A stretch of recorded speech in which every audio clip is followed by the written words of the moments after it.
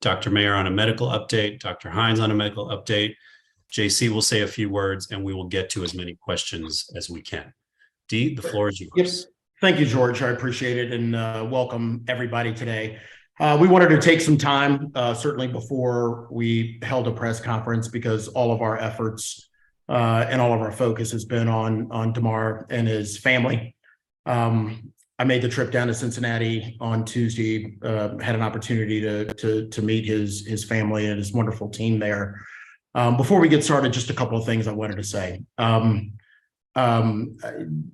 This has been a tough week, and it's been a long week. It's been hard to certainly watch the game on Monday night. Hard to think about what the family is going through. Our prayers and all of our thoughts have been with him and with his family, along with the brotherhood of all of the NFL players.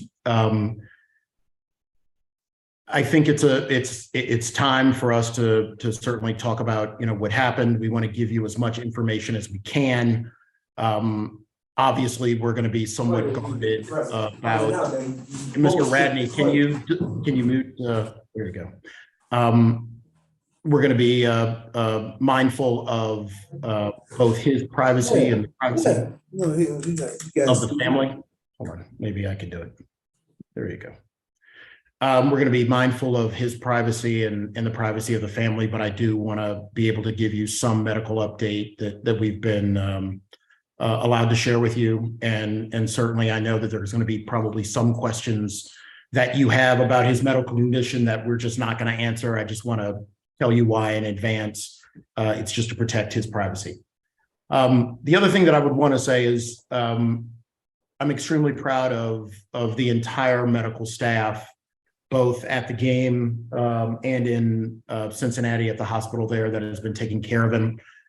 They've done a tremendous job. They did a tremendous job on the field. And this is why we as a union advocate so much in the health and safety space, not because we're just wanting to exercise our duties as a union, but we truly understand the risk that go into this game. We know that it is a dangerous game. We know that people can get hurt. And on Monday night, we learned certainly the extent to which those injuries can pose a life or death threat to the people who are working.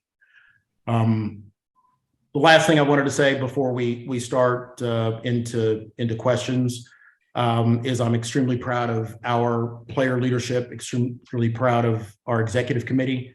Most of you know we had an executive committee member on the field that night. The leaders in those locker rooms, the leaders that we have around the country have done a tremendous job of not only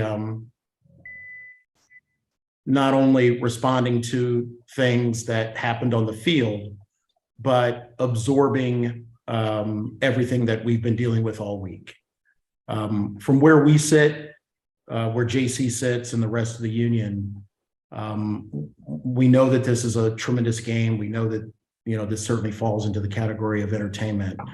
But as we've tried to remind everyone, this is a business that is operated by humans, breathing humans, and they're people's sons, their husbands, their fathers.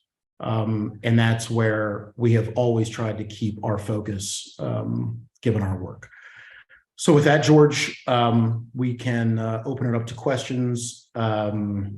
Hopefully you have control. If not, you just tell me what to do, and I'll do it like I always do. Here's what we're going to do. We're going to give Dr. Mayer an opportunity, because he's there in Cincinnati at the moment, to share his update. And then if people have questions, we're going to try to do this as orderly as possible, just using the hand raise feature, and we will get to as many as we can. Dr. Mayer, you're up.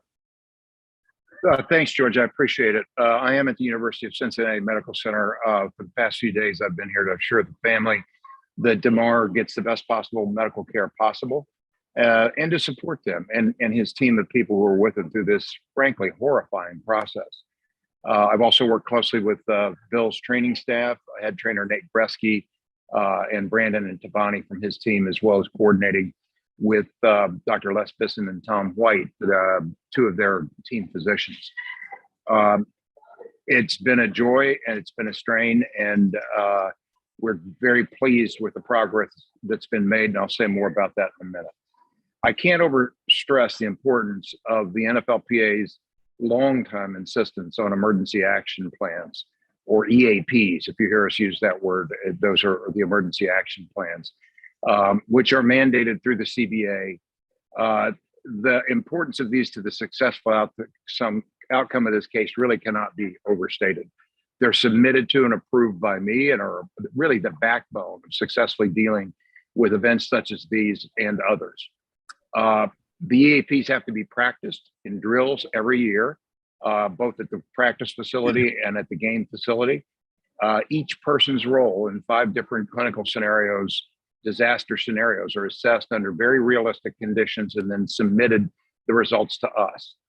For the past 10 years, we've mandated meetings of the club and sideline medical staff where roles are assigned, a so-called 60-minute meeting. Sometimes it occurs at 90 minutes, but we call it the 60-minute meeting, and literally go around the room and says, okay, cardiac arrest, who's leading the resuscitation, or the code as we call it. And it was done in this case as well. Also, preparation is critical to the success. Let's be very clear. If you plot it out and look at it as I have, and we've, Dr. Hines and I have rewound this many times and will many more, within 30 yards of where Damar fell, almost on the logo at the 50-yard line, were 3 of the most highly trained and skilled emergency physicians in the world. And emergency physicians, as you know, are the experts in patient resuscitation. Their names are Dr. Woods Curry. He was the airway management physician who ran the resuscitation. Dr. Jason McMullen, also an emergency physician, and Dr. Brett Betts. Dr. Betts is the emergency physician, but also team physician for the Bengals, who very kindly and aggressively came out. And so that 3-person unit was responsible for saving his life, period. I've met with them here at University of Cincinnati Medical Center. The family has met with them. That was a very grateful and tearful reunion, as you might guess, for all parties involved, but thank you to them. From there, the field, he was taken to the University of Cincinnati Medical Center's emergency department, which is a world's leader in resuscitation science and has been as long as I've been a physician.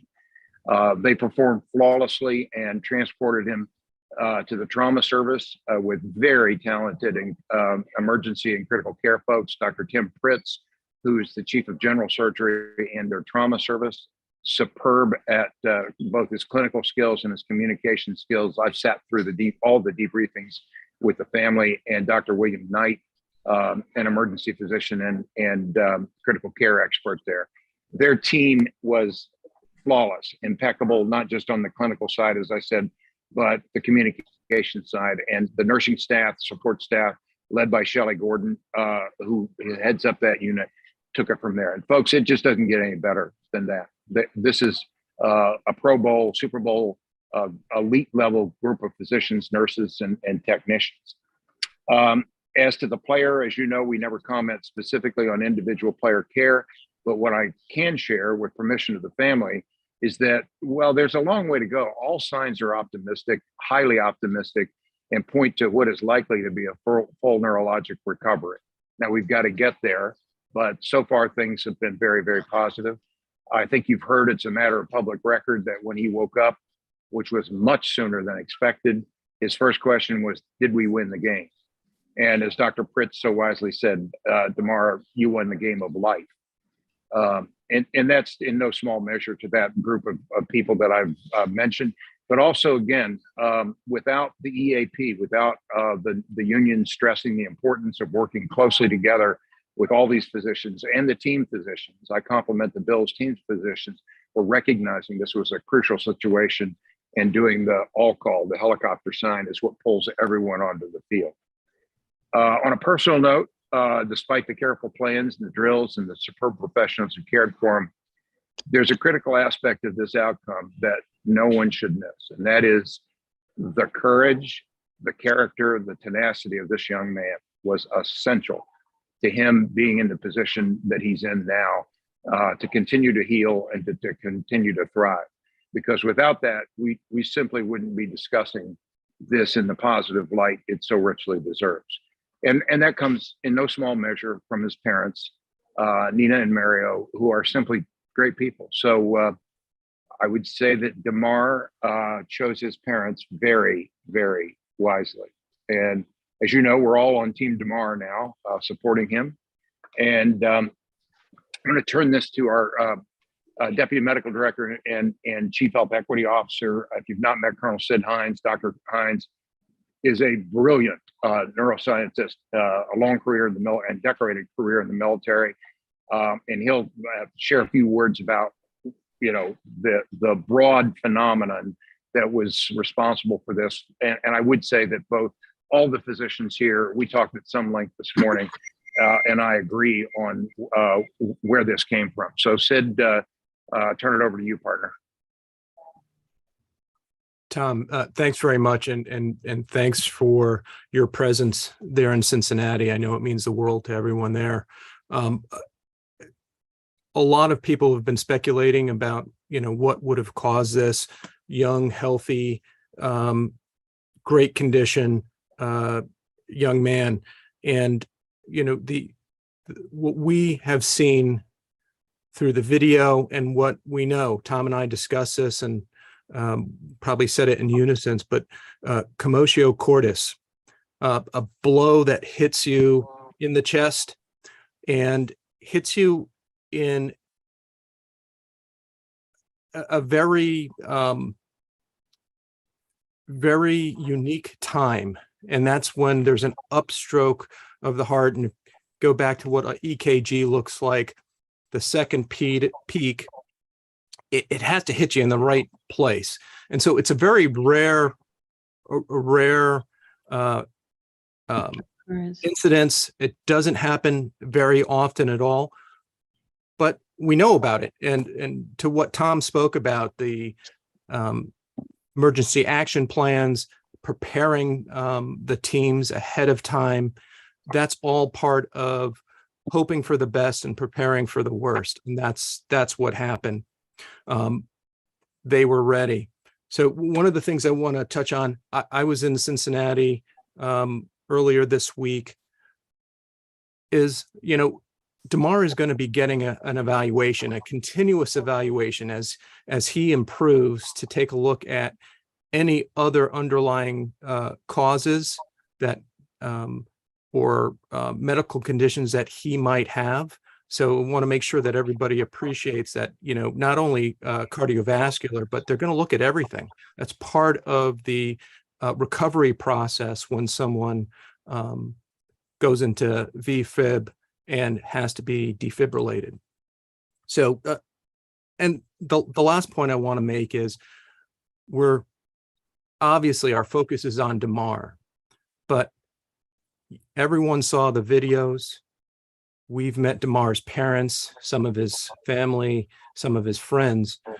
Just want to make sure that everyone's aware that we, through Dr. Amber Cargill at the NFL Players Association, are reaching out to the players, behavioral health teams, to ensure that everyone has someone to speak with, and they can talk these things through. And we've seen a lot of teammates helping with that process. And it's not only going to help Damar, it's going to help the other players and the players' families. And we want to be there and part of that recovery for them all. JC. Yeah, I'll be brief so we can get to questions. I think to just start, obviously a very difficult couple days for the entire player community and their families. We've been in touch with not just the locker rooms of Buffalo and Cincinnati, but the locker rooms across the league, as we talked about, providing resources, answering questions, explaining how, these EAPs work and what's in place to make sure people are safe. As Dee touched on, a ton of credit to the leadership shown and the empathy shown from so many different people. I think we start with the locker rooms of Buffalo and Cincinnati, their reps and their captains who stuck together and knew there are things bigger than the game. Ton of credit to our executive committee and our NFLPA staff of being ready to handle such a scary moment. And I give a ton of credit to the coaches of I'm listening to the press conference. Who again had their players' best interest and safety at heart. So I think there was a ton of superstars that shine bright during this very scary incident. Great. All right. I'm going to call questions as I see them. And in the meantime, please, everybody double check your mute. I think I figured out how to mute folks. We're gonna now, you'll see here, overnight, get back to freezing. Maybe not. But then the next couple of days. And we've got a weather So it'll report. be a Hold good on, let me scenario. just- The mountain chooses to actually make snow, but Mother Nature will deliver some. Okay, did I get? Jeez. Okay, let's go with Mike Jones. You had your hand up first, please. Hey, thanks for doing this, guys. Dee, I wondered if you could kind of give us a little bit of a look inside the immediate moments when you, Roger, officials were talking, reacting to this. There was a little bit of confusion as far as deciding whether to suspend or postpone the game or return. What was those discussions like for you and your team, and what was your reaction to how things played out? Yeah, it's probably best if both JC and I weigh in on this. I was on the phone with Roger immediately, and once I realized just how serious it was, made it clear that I believe that the game should be postponed. I think I mentioned earlier, Michael Thomas is one of our executive committee members, plays for the Bengals. I was able to reach him and have a conversation with him. And at the same time, JC, you should probably just walk through sort of the tick-tock of what was going on with respect to the executive committee and others. But from my side, that's what it is. And I'll let JC kind of flesh out the rest of the picture. Yeah, the moment the incident happened, we made sure we connected as an executive committee. It was unanimous that we did not think that game should continue after that incident. We stayed in touch with the staff. The staff was on it. Dee was on with Roger. We were connected to the league office. Once the players left the field, we immediately got in touch with the reps and the EC members that were on each team, spoke to them. They were both very clear that their teams and their locker rooms did not want to continue. We continued to push that message forward that this should not continue. And I think as we've seen in the last couple days, as players have spoken about it being on the field, as well as the coaches, everybody there knew that game shouldn't continue. So we continued to push that message to make sure that was the outcome that came from it. Thanks, Mike. Any answer your question? I hope we can move on to the next question. Yep, thank you. Okay. Next in the queue, Liz Mullen. Hi, can you guys hear me? Yes. Okay, good. There was a lot of discussion on ESPN about resuming the game and about some sort of 5-minute warm-up period. And I want to know, did the NFL discuss this with you? Did the NFL discuss, or did you have any discussions about resuming the game and some sort of 5-minute warm-up? No. When you heard this on ESPN, what was your reaction? I hate to say it, but I don't watch ESPN, so I didn't hear anything. But I guess, Liz, what's the question? Well, people watching the game were told that it was going to resume. Oh, There was talk of a, 5-minute Oh, yeah. warm up. And then Yeah. there was talk that the NFL never said that, and somehow it got on ESPN. And I want to know from the union's perspective, did you hear anything or discuss resuming the game initially or at any time? And did you discuss, postponing it? Was there any pushback from the league? What happened? Yeah, I'm sorry. You're talking about Monday night, right? I'm talking about what happened at the game, what people saw, what millions of Americans saw. Monday, yeah, yes, Monday night. Okay, so when I didn't hear anything about a 5-minute resume. I mean, I was on calls for most of the time. No one talked to me about a 5-minute, let's get ready to play. So I think that's the only way I can answer your question. Well, I guess my question is for JC, were the players at any time told that they were going to go back on the field and play the game? Well, I think, like I said, our stance from the moment the incident happened was that game shouldn't continue. We made that determination as a group, as players, as the player leadership, as a staff. The moment we saw, what was a very scary, disturbing sight, obviously that took a lot longer to be implemented, and the decision is, in the hands of the league. In the end, it took a good while before that decision was made. I think they have the answer to those questions on why it took so long for a decision that was pretty obvious to everybody else, why it took so long for it to happen. But the players, I think, had no interest in playing, and as the coaches talked about, I think whether it was Zach or Sean mentioned it, Sean said he didn't have any interest in coaching that game and needed to get to the hospital. So I don't think they were focused on playing either. So I'm not sure what was said on the field, but once they got to the locker rooms, they had no interest in going back on the field. Do the players communicate? I'm sorry. Thanks. Yeah, thank you. Sorry. Not my intention to be rude, but we're 30 minutes in and we've got a bunch of other folks in the queue. Thank you. Adam Kilgore, you're up. Hey, Dee, thanks for doing this. What is the union's voice in how to move forward with possibly rescheduling or what the schedule will be, and what is the union's position on that? Yeah, we don't have a role in scheduling. Our job is to hold the league accountable to wages, hours, and working conditions. The management right clause gives management the right to schedule when to work, when the scheduled work can occur. If they want to add work, they have to bargain with the union, but otherwise we're not involved in those decisions. Labor law. And maybe JSC could chime in too if you want. Do you have a position even if you're not able to sort of have a voice at the table, so to speak?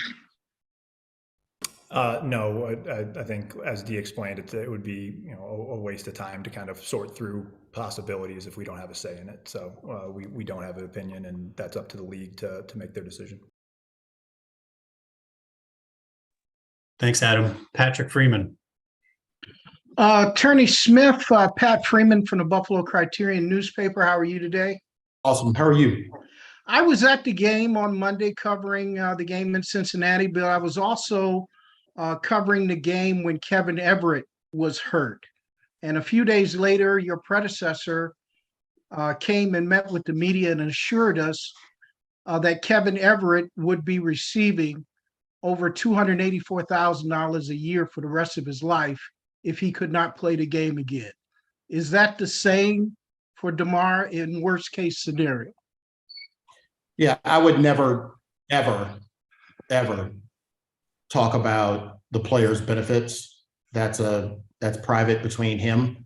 And you probably know I never answer hypotheticals. The only thing I care about right now is being there when that young man walks out the door. And he knows, and everybody knows, that his union, as it has been since the day he went into the hospital, his union will be there when he walks out the door, and will be with him for whatever he needs going forward. I appreciate that, but what would be his disability benefit for any player Um, that could not play again? It's a fact-specific question, and I can only repeat what I said, and I hope you hear it. I never engage in hypotheticals, and I would never talk about disability. I would never, hopefully no lawyer would talk about the disability payments that you would receive if something happened to you at work on a national platform. I don't think you would appreciate it. And I know sure as hell I wouldn't. All right, thank you. Louise, your hand is raised. Go ahead. Thanks very much. I just wanted to make sure I understood Dr. Hines correctly. Is it the Players Association's assessment that commotio cordis is the most likely explanation for what happened on Monday night? Are there other explanations you're considering? And while I realize it's very early days, are there any policy proposals that are on mind right now, should we say, for how this could be avoided, or if it was commotio cordis, is your sense that this is the kind of freak accident that can only be addressed with emergency action plans? Louise, thanks very much for that question. So we don't provide medical care on the NFL Players Association side of the house. This is information that we've gleaned from watching the video and talking with the medical staff at UC. Like most physicians, we work on what we call a differential diagnosis. You know, what is the most likely cause? But as I mentioned, he has already had a beginning of a workup for other causes, other issues he might have had that are separate from the ventricular fibrillation. So what we hope to do is take it, one step at a time, one day at a time, and see how Damar progresses, and then continue that evaluation. Yeah, I would just add to that I've spoken for the last several days, including hours today, with the team of physicians here at UC Medical Center, and commotio cordis is a diagnosis by exclusion, meaning rule out all other possibilities which could have caused that to occur. It is a traumatically induced cardiac dysrhythmia, which is unusual and quite unique in that respect. We support their thinking and their diagnosis. As Dr. Hines indicated, he'll have, without question, somebody in this situation would have cardiac studies. Some have been done already, ruling out myocarditis and other things that could have caused it. But others will be done in most cases like this to look at conduction issues, so-called EP, electrophysiology in the heart. And as I said, we support them. Now, the good news is, if indeed that continues to be the presumptive working diagnosis, that is so exceedingly rare that someone who had it would not be at risk for it in the future. And if indeed that turns out to be the final diagnosis, then there's been 24,000 men who played this game in the National Football League, and this has never occurred before. So it would be a 1 in 24,000 incidents. So we're supporting their working diagnosis right now. Thank you. Ryan, thanks for joining. Hey guys, Ryan O'Halloran from Buffalo News, one for D and one for JC. D, what kind of resources from a mental health standpoint, be it personnel, are available to the Bills players this week? Yep. So, I'm proud to say that's actually one thing we've done extremely well with the league. You probably know in 2010 or so, we hired our first director of wellness and built out the NFLPA's mental health resources. So we, in a nutshell, have the ability to provide whatever services we need to provide to anyone in the country free of charge. But also Dr. Inyanka Lamti, who actually first worked with us at the NFL. PA is now the director of wellness at the league. She's working with Amber Cargill, our director of wellness. We've made sure that all of the teams who have full-time wellness people, that they are being supplemented by any resources that we can provide. If a team does not have a full-time wellness person or does not have full-time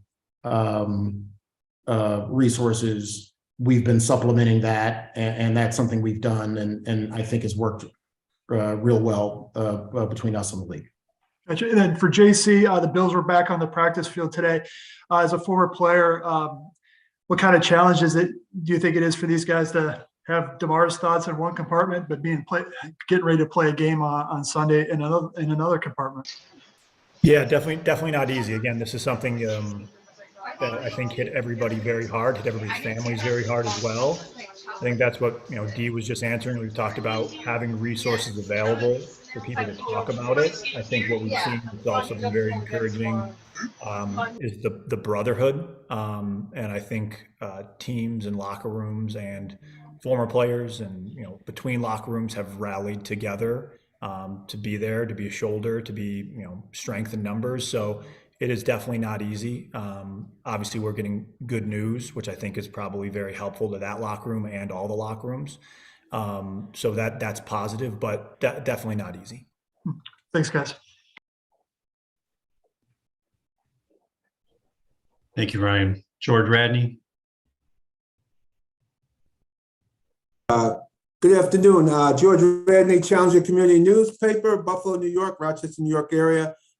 Just two quick questions. One question, Dr. Mayer, I believe I was reading the article the same night that this happened, because I remember that as a young kid back in 1971, Chuck Hughes was hit by Dick Butkus in Tiger State, in the old Tiger Stadium. And in the article, it said he had a cardiac arrest, and it sounded similar to what Damar Hamlin seemed to have suffered on Monday night.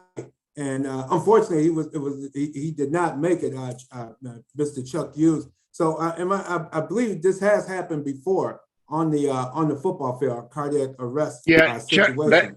It's a good question. It's hard to believe that there was anything before my time, but that was actually considerable. My time too. Now, hold on now. Yeah, no, understood. But I'm aware of that case. Even as at that time, I was a college football player. I certainly was aware of it, and a Bears fan as well. I eventually tried out with the Bears, but that's ancient history.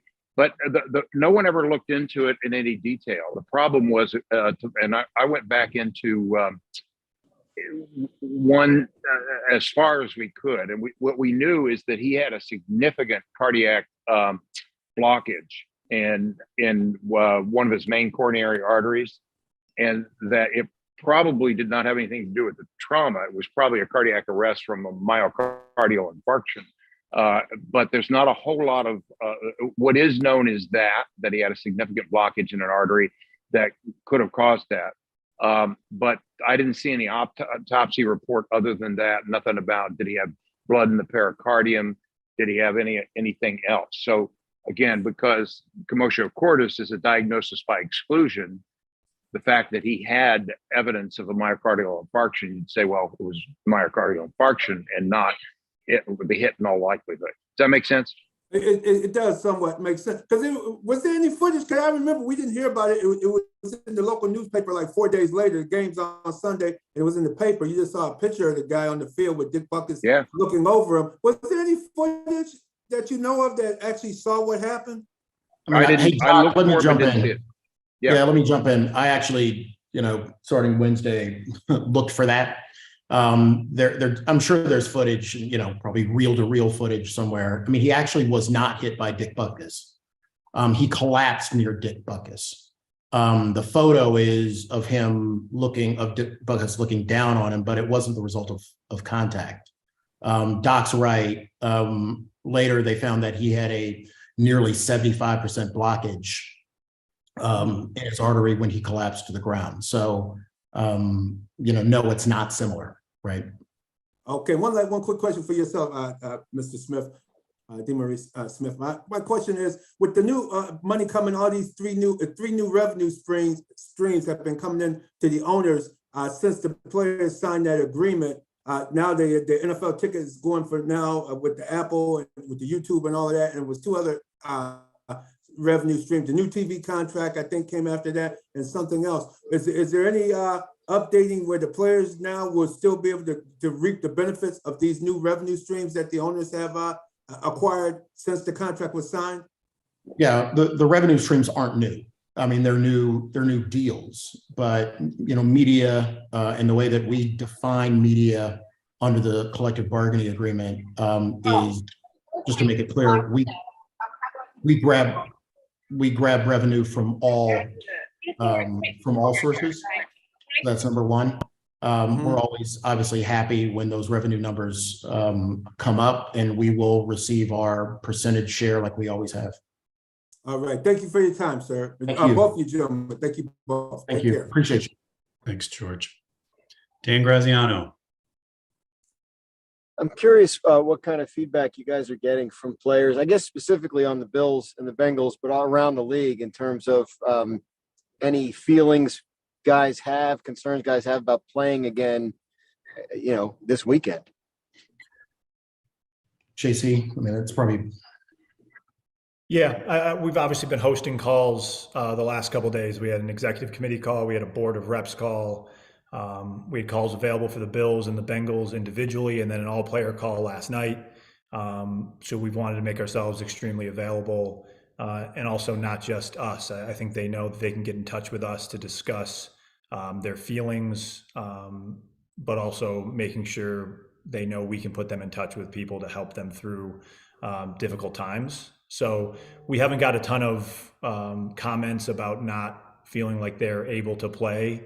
Again, I think we're obviously getting some very positive news, in just the last hours. So I think we haven't talked to people since then. I think it probably will continue to shift throughout the week, and we're hoping we're continuing to get good news, continuing to get progress.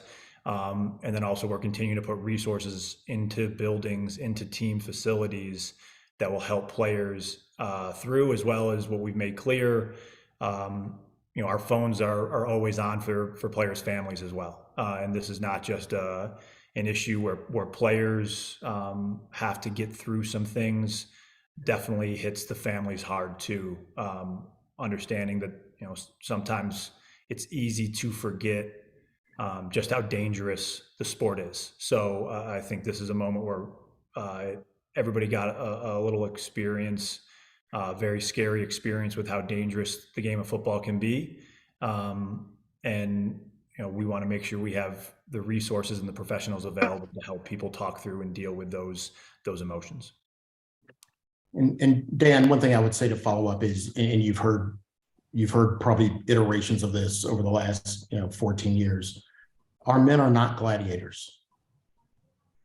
That's something that I hate that word when it comes out of reporters' mouths. I hate that word when it comes out of fans' mouths. I hate that word when it even sometimes comes out of our players' mouths, because it assumes that you are somehow less of a human than everybody else. And while this is tragic, I hope that this sends a message that people are aware of the humanity of this game. And yes, it's dangerous, and yes, it's scary. Yes, it's entertainment. But my hope is that people understand and appreciate just the sheer humanity of this game. Thanks, Dan. Jenny Vrentis. Hi, I wanted to follow up on the first question that was asked about the conversations that took place on Monday night. Troy Vincent said on Monday night that it never crossed their mind to talk about was warming up to resume play, that was never something that was considered. I wanted to see what your recollection of Monday night was. I think Dee and also JC, was resuming play ever something that was discussed, either in your conversation with Roger, Dee, or at any other point that night? Not for me, no. Once I was aware of the severity of it, it was just a question of when and the necessity of ending this game. I never heard from a player that I talked to who wanted to go back out on the field. I mean, JC. Yeah, again, I mean, I was in touch with the players in the locker rooms and the executive committee. They were adamant that they shouldn't go back on the field, and they weren't in a state of mind to go back on the field. And again, that was just the executive committee. When that happened, every person said, I wouldn't be able to continue doing this if I was out there right now. So we made our stance known immediately before even talking to the two teams. And then once we were able to get in touch with the two locker rooms, they echoed what we all believed as an executive committee, that the players are not capable of. So those are the communications I was having. I did not talk to Troy personally, though, so I don't know what was going through his head. Yeah, just to clarify, was there any indication coming from the NFL side that they wanted to resume the game, that they were interested in potentially resuming on Monday night? I mean, I can only tell you, and I make a habit of not really revealing conversations I have with Roger. I spent more of my time focusing on what I believed was the right call. And it seemed to me that at that moment, when we knew the severity of the injury, I'll be frank with you, I don't think it should be a player's call. I don't think it should be a coach's call. I think given the severity of the injury and what the players witnessed, that it needed to be a call, that the NFL needed to make to not play this game. And I understand. I understand sort of the idea that we'd want to know and we want to have feedback and we want to have input. But I do think that there are certain times when it should be beyond the call of the people who are involved and there. I think that sometimes it should just be the decision that it's best for everybody that the game should be canceled. And I made that clear. JC, anything to add? Or yeah, I mean, I would say I think for most people watching at home, and for, again, the executive committee, our staff, the players on the field, the coaches on the field, it was a clear no, and everybody knew it was a clear no. It sounds like there was a lot of checking to see what everybody's opinion was. Moments like that are time for leadership, time to step up and make the right decision. And I think sometimes when you spend a lot of time asking for everybody's answer, you're asking for, or you're looking for a specific answer, because when the obvious answer, you don't pull the trigger on it. That's why it probably took an hour, is my opinion. Thanks, Jenny.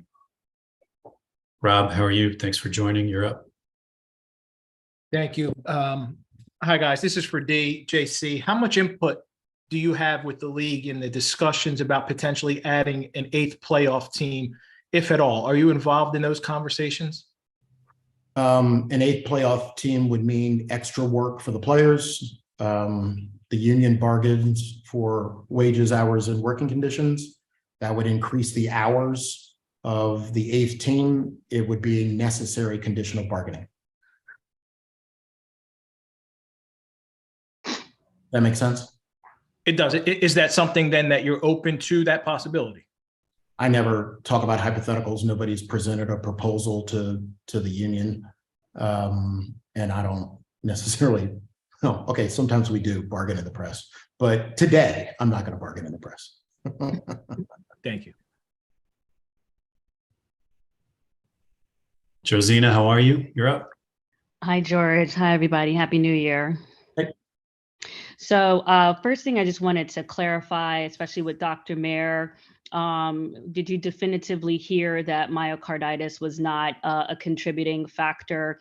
And two, considering that Damar Hamlin is a 24-year-old, outside of a blockage in the artery or anything other than that, is there any sort of unique condition that you think could be a contributing factor, particularly for someone in his age range? And then lastly, especially with what you were talking about with commotio cordis, do you think that there is an extension of the equipment that can or should happen that potentially could absorb a blow that wouldn't cause some sort of arrhythmia, or catching it at the right time when there's, you know, an uptick, as you were describing before, that would cause such a unique circumstance of events? Thank you, Josina. A couple in the order you raised them, I hope, and remind me if I don't get to them all. Yes, no evidence of myocarditis so far. A player in a situation like that, so I'm stepping away from the individual player, would get conduction studies through a catheterization that look specifically at are there accessory pathways that put him at risk. There's no reason to think so, in the sense he's had numerous EKGs in the past, and none of those showed any evidence of that. But it would be typical to go ahead and do a conduction study to make sure that he doesn't have an abnormality in that regard. And I'm sorry. Yeah, the second question was just that, is there any sort of unique condition, you know, other than what you guys mentioned, that could be a contributing factor? Because you guys said that examinations will continue for underlying factors that I know you're not, you know, specifically there right now, but in terms of things that you might be looking for that could be a part of that web. Yeah, and the answer is thank you. The answer is everything is under consideration from, and again, I'm talking about patients in general with this, and I'll come to your equipment issue as well. But everything is looked at, from the conduction system to potential for myocarditis to the potential for an apical hypertrophic cardiomyopathy. Again, none of that has been ever shown up on an X-ray or any of the current studies, but that's why I say that commotio is a diagnosis by exclusion. It typically occurs, it doesn't occur often, but it does occur in youth football. And it's also most common in hockey players, in lacrosse players. A personal friend of our family, George Boyardi, played first at Landon High School, but at Cornell, and was hit with a lacrosse ball in the chest and suffered what was clearly a commotio cordis. Unfortunately, he was not an NFL player and wasn't protected by an emergency action plan, and did not have 3 highly trained emergency physicians on the sideline, although Cornell has excellent facilities. So there's a lot of literature looking at, could breastplates, could Kevlar plates, could the extension of shoulder pads, could a number of different things to protect the blow, protect from commotio. And nothing has been fruitful so far, but you know, technology changes all the time. I'll stress what Dr. Hines said, which is this has to occur at a 20 millisecond, that's 20 thousandths of a second. That's the only interval in which you can create commotio, which then leads to ventricular fibrillation. And there have been numerous studies that have tried to replicate force, firing various forms of projectiles and all those kinds of things, not humans, of course. But you can't reproduce it. If I put a stopwatch in your hand and said, stop, very few of you have reaction times that would allow you to stop and start and have a millisecond interval. So that's what I mean by it's extraordinarily rare. And we're constantly in contact with Dr. Doug Casa at the Corey Stringer Institute. And you can't make this up, but I started on August 1st, 2001, the day that Corey Stringer died, and got a call saying, you need to become our medical director. But he's a close medical advisor for us on hyper and hypothermia, on sudden cardiac death of any type. And he and I have had extensive conversations specifically about this and what's the future of how we deal with this. That just very fortunate that it's so rare. Thanks, Doc. Thanks, Josina. Thank you. And gonna end right on time with Ben Strauss. Thanks, Ben, for joining us. You're up. Hey guys, thanks. I know you guys have been asked, and I don't mean to sort of questions anymore. But just to be clear, I guess I think like what we've heard is sort of when in that timeline of playing or not playing, that I think I guess I've heard, and just so I'm hearing you right, that you guys are contradicting what Troy Vincent said, in that the league never considered playing. Like if they're asking, like, do you guys want to play, that is a consideration of playing. And in those, a fair reading of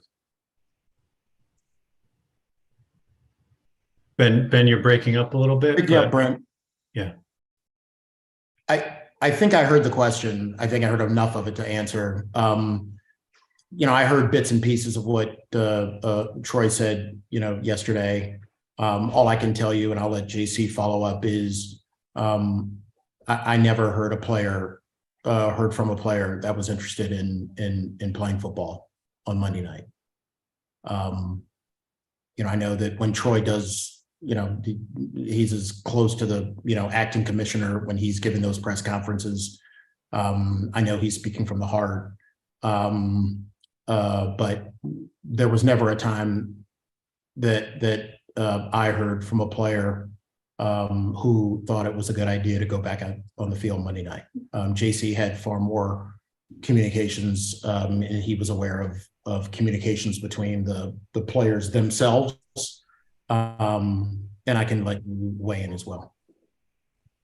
Yeah, I know we've obviously talked about this quite a bit. The players had no interest in playing. The coaches had no interest in coaching. I think every former player watching that game knew they would be unable to play. And like I said earlier, in times where a leader needs to make a decision, when you take a bunch of time to ask everybody else what their opinion would be, it seems more like you're searching for the answer you want and not what the right answer actually is. So we made the determination it wouldn't be smart to continue playing. The moment we saw what happened and how scary that was, again, it as we all know, it took a long time for that to actually go into effect. Thanks, everybody. We appreciate everyone's time. We will make a recording and transcript available to you as soon as it is ready. DJC and the two docs, we appreciate you very much for being available and for everybody to join. Thank you for being a part of it. Happy New Year. And best news is Damar's improving. So it's great stuff. Great note to end on. Thank you, everyone. Thanks. Bye. Thank you.